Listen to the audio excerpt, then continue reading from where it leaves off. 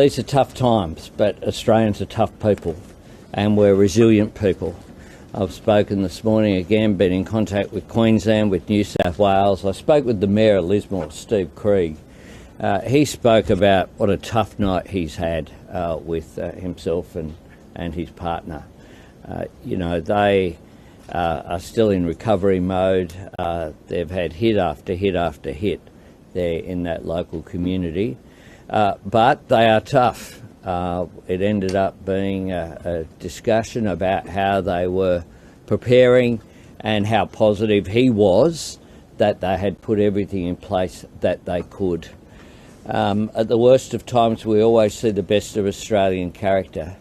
I said yesterday that there were no political parties in this process and there are no borders.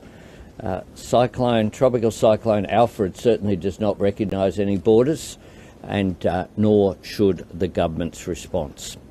And that is why I know that Premier Minns and Premier Crisafulli are in lockstep as well going forward, as are the three levels of government working together, and through the national coordination mechanism out of here, we are assisting with the coordination as well of the private sector as well as the Commonwealth government response. So that includes supermarkets, telcos, banking, freight companies, all of the organisations which will play a role, first in preparedness, then in dealing with the impact of this cyclone, and thirdly in the recovery period which will occur.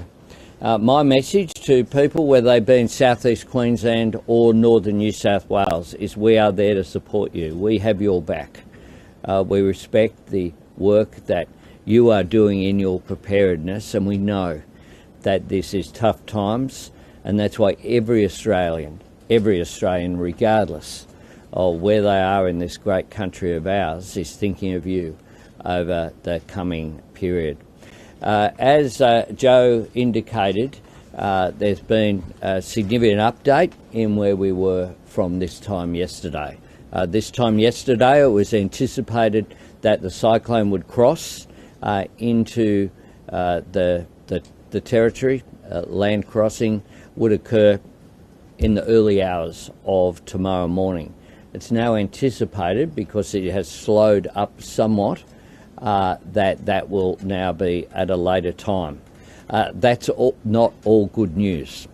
It is important to stress it is still anticipated this will cross into land and will reach landfall. It will just do it later, and a risk is, of course, that in slowing up that it increases in its intensity, but at this stage it is still predicted to be Category 2 as it crosses onto land. It is expected to make an impact on Friday. We expect three separate hazards: storm surge and high tides along coastal communities and severe winds as Alfred approaches the coast. Then rainfall and, of course, potential flash and riverine flooding right into the weekend. So it's not just a matter, to put it really simply, it's not a matter of just when the winds die down, everything's then okay. That could be as the waters are rising and flooding is increasing as well. More than 660 schools are closed across South East Queensland, and more than 280 schools are closed across northern New South Wales. Queensland supermarkets in affected areas will close from today. I can as well update you on the following response from the Commonwealth.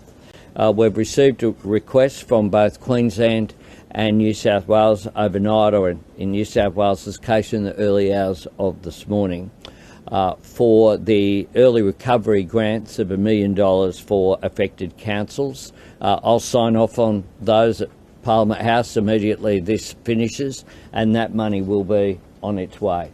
That's important, so that immediately there's not a process of there's a road issue that's been damaged by waters, and then we have a process of the bureaucracy dealing with these things. The money's on its way so that the work can continue absolutely immediately.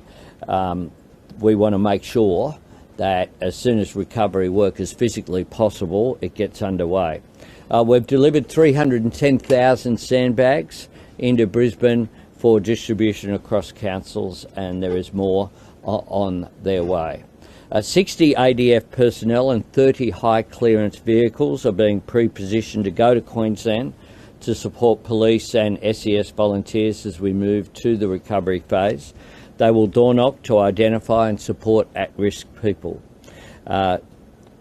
We have approved, in addition to that, 2 ADF search and rescue choppers to support Queensland post-crossing.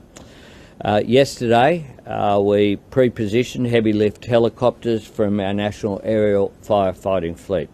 A Sikorsky S-61 is being deployed to Coffs Harbour, and a UH-60 Black Hawk is being pre-positioned in Bundaberg. We have activated the Australian Government Disaster Response Plan, a crisis coordination team which will operate out of here. I intend operating out of here for coming days. Is probably the best place I can be to make sure that there is seamless activity between New South Wales and Queensland. So put in your diary this time tomorrow. I intend to be here again, but if need be, as required, if there's a further update required, then I'll do that this afternoon. The National Coordination Mechanism is providing support, and importantly, we have people from NEMA are there in the meeting where I was yesterday in Queensland, similarly in the New South Wales coordination as well. So there is really, having seen firsthand, the seamless coordination which is there is something which unfortunately there's been a lot of experience with these events, and it does show that has occurred.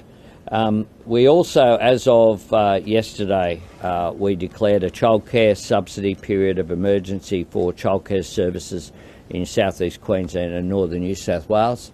That's essentially about making sure that the childcare centres are not financially disadvantaged, as well as, of course, then that flow through into people. Could I conclude with these messages? I would encourage people to listen to local ABC radio at times like this. ABC shows why it's important that we have a national broadcaster.